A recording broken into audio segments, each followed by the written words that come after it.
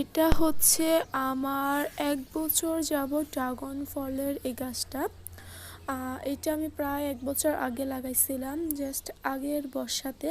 এখন এই বর্ষাতে দেখেন গাছটা যেমন মাশাআল্লাহ বড় হয়েছে, তেমন এটাতে দেখেন ফুলও চলে এসেছে। জাস্ট কালকে রাতে এটার মাধ্যমে ফুলটা ফুটে গিয়েছে। আর দেখেন এটা দেখানোর জন্য আমাকে কত টিনের দিকে যাইতে হইতেছে জাস্ট এটা দেখানোর জন্য।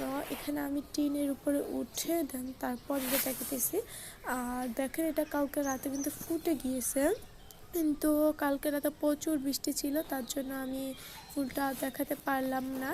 আর এদিকে দেখেন নিচেটা কিন্তু ফল আর উপরটা হচ্ছে ফুল। এটা প্রায় ১-২ দিন পর এটাকে ছিঁড়ে নিতে হবে আর কি, যেটা ফুল এটাকে ছিঁড়ে নিতে হবে। আর এটা কিন্তু পরাগণটা আমি পরে করে দিয়েছি যাতে ফলটা ভালো সেট হয়।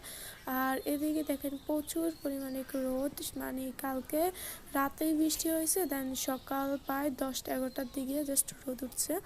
আর এদিকে দেখেন আরও কিছু ফল আসতেছে।